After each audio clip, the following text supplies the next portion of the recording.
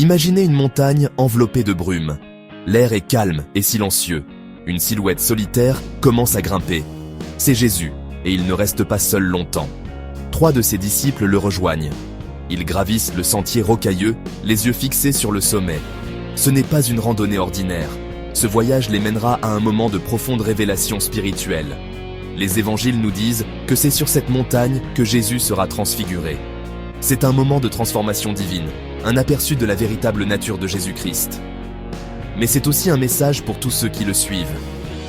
Un message d'espoir, de foi et de la puissance durable de l'amour de Dieu. Jésus n'a pas choisi n'importe quel disciple pour ce voyage. Il a sélectionné Pierre, Jacques et Jean.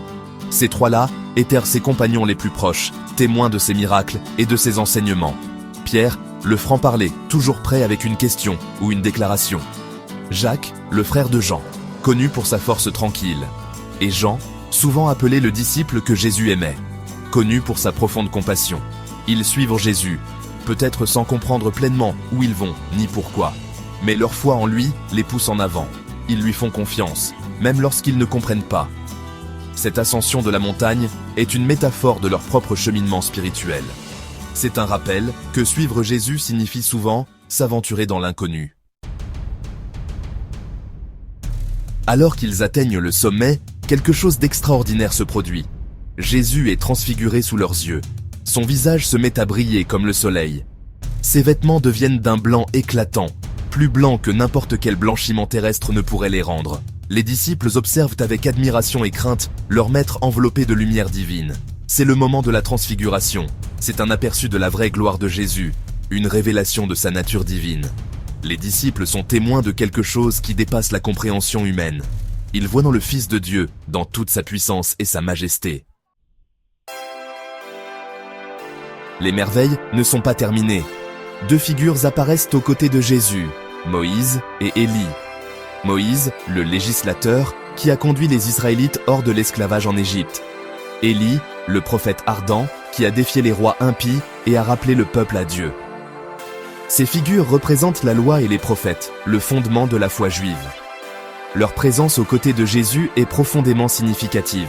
Cela montre que Jésus n'est pas là pour abolir la loi ou les prophètes, mais pour les accomplir. Il est l'aboutissement de leurs enseignements, celui vers lequel ils ont pointé pendant des siècles. Comme si cela ne suffisait pas, une voix retentit du ciel. « Celui-ci est mon fils bien-aimé, en qui j'ai mis toute mon affection. Écoutez-le. » C'est la voix de Dieu le Père, affirmant Jésus comme son fils bien-aimé. Les disciples sont terrifiés et tombent à terre, le visage caché. Cette déclaration céleste ne laisse aucune place au doute. Jésus n'est pas seulement un prophète ou un enseignant, il est le Fils de Dieu. C'est le message au cœur de la transfiguration. C'est un message d'espoir, de salut et du pouvoir transformateur de l'amour de Dieu. La transfiguration n'est pas seulement un événement historique lointain, c'est un message pour nous, aujourd'hui. Elle nous appelle à regarder au-delà du quotidien et à chercher une compréhension plus profonde de qui est Jésus. Elle nous rappelle que nous aussi sommes appelés à être transformés, à abandonner notre ancien moi et à embrasser la nouvelle vie que Christ nous offre. Alors que nous naviguons à travers les défis de nos propres vies, souvenons-nous de la transfiguration.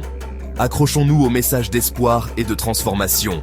Et efforçons-nous de vivre chaque jour comme des disciples du Christ transfiguré, reflétant sa lumière et son amour au monde.